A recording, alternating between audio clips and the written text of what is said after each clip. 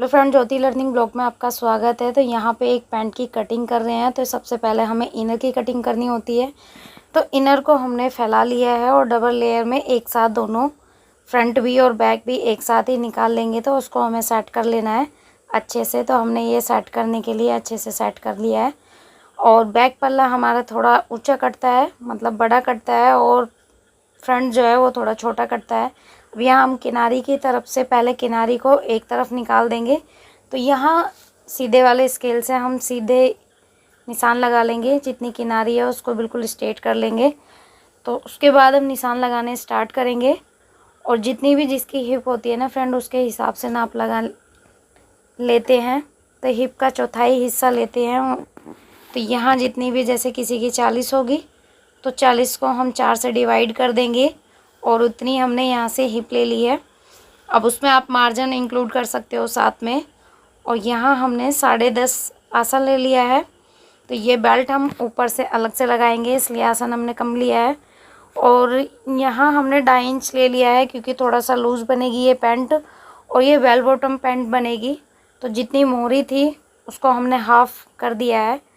तो बीच में से सेंटर निकालना है फ्रेंड इसका। तो पहले इसको कट कर देंगे। इनर हमारा कम है, नीचे फोल्ड करने के लिए हमारे पास फैब्रिक नहीं है। तो ये मैन फैब्रिक में से ही हम फोल्ड करने के लिए कपड़ा निकाल लेंगे। और इसका हमने थाई जितनी टोटल आई थी उसका हाफ़ कर लिया। तो यहाँ से हमारा इसका सेंटर निकल के आ चुका है। ये प्लेट डलेंगी ऊपर। अभी इसी तरीके से हाफ हाफ करते हुए हम इसका बिल्कुल भी सेंटर से निकाल लेंगे। और अभी ये बिल्कुल सीधे वाले स्केल से हम इसको सीधा कर लेंगे। थाई जितनी होगी उस हिसाब से निकालेंगे, घुटने जितने होंगे उस हिसाब से, और मोहरी आपकी जितनी भी होगी उसके हिसाब से हाफ हाफ करके यहाँ निकालेंगे। अब जैसे कि किसी की 11 है तो 5.5 इधर, 5.5 इधर। तो इस तरीके से हमारा हाफ हाफ करके निकालते हैं। और ये थाई से और नीचे मोहरी तक जितना भी बैठता है उसका हाफ करेंगे फ्रेंड, इस तरीके से। तो ये हाफ पे निशान लगाएंगे और उससे ऊपर 2.5 इंच जाएंगे। तो यहाँ से हमारे घुटने की फिटिंग का निशान उठता है फ्रेंड। तो जितने भी हमारे घुटने हैं उसका हाफ कर लेंगे। तो एक निशान इधर लगाएंगे और इतना ही हाफ उधर लगाएंगे। जितना भी एक्स्ट्रा है उसको हम निकाल देंगे। फिर बाद में हम सेफ पट्टी से इसको सेफ दे देंगे इस तरीके से। तो यहाँ सेफ और पट्टी की सबसे ज़्यादा ज़रूरत है। आप देख सकते हो इस निशान को इस निशान से मिलाएंगे और नीचे मोहरी को घुटने वाले निशान से मिला देंगे इस तरीके से। अब सेफ पट्टी को हम चेंज कर लेंगे और उसके बाद हम इसको मोहरी से घुटने को मिलाएंगे और घुटने से ऊपर थाई वाले हिस्से को मिला देंगे इस तरीके से। तो ये सेफ अच्छी आ जाती है। फिर सेफ स्केल को हम चेंज करेंगे और ऊपर को इस तरीके से हम सेफ दे देंगे। तो ये पूरी कंप्लीट आ चुकी है। उसके बाद यहाँ पे फ्रेंड हमें 2.5 या 3 इंच एक्स्ट्रा मार्जिन रखना होता है। तो हमने यहाँ पे 3 इंच एक्स्ट्रा ले लिया है। और जितनी भी सेफ पट्टी का मार्जिन होता है उस हिसाब से हम एक्स्ट्रा लेते हैं। मार्जिन ज़्यादा इसमें लेते हैं बैक पल्ले में। तो बैक पल्ला इसीलिए हमारा अलग कटता है। तो यहाँ पे हमने ½ इंच की इस तरीके से गोलाई दे दी, जिसको क्रोच एरिया बोलते हैं फ्रेंड। तो ये और बैक पल्ला हमारा इस तरीके से कट होता है। यहाँ से सेफ पट्टी से इसको सेफ दे देंगे। और फ्रंट में भी हमें यहाँ पे थोड़ी सी ½ इंच पे सेफ देनी होती है। तो वो भी हमने इसमें सेफ दे दी है। उसके बाद हम इसको कटिंग कर लेंगे। तो सेम देख रहे हो फ्रेंड, बैक पल्ला हमारा एक साथ ही कट जाता है। तो यहाँ प्रियांशी आ चुकी हैं और देख रही हैं कटिंग वटिंग कैसे हो रही है। तो सबसे पहले हम, ये हमारा हाथ वाले हिस्सा है, तो यहाँ से कटिंग कर लेते हैं। ये सेम कटती है बैक पल्ले में भी और फ्रंट पल्ले में भी, एक साथ ही कट जाती है।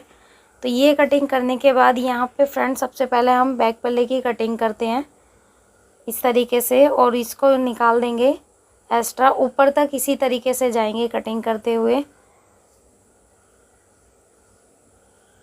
अब ये कटिंग करने के बाद यहाँ पे ये भी कटिंग कर देंगे फ्रेंड। अब ये कटिंग हो चुकी है हमारी। अब करेंगे हम फ्रंट पल्ले की। तो जितना एक्स्ट्रा होता है उसको हम निकाल देते हैं। आप अलग अलग भी कर सकते हो फ्रेंड, ये नहीं है कि एक साथ ही करनी होती है, पर इससे काम ईजी हो जाता है, इसलिए हम एक साथ कटिंग कर लेते हैं।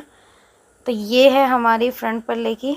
तो जितना एक्स्ट्रा मार्जिन था वो हमने कट करके निकाल दिया है इस तरीके से।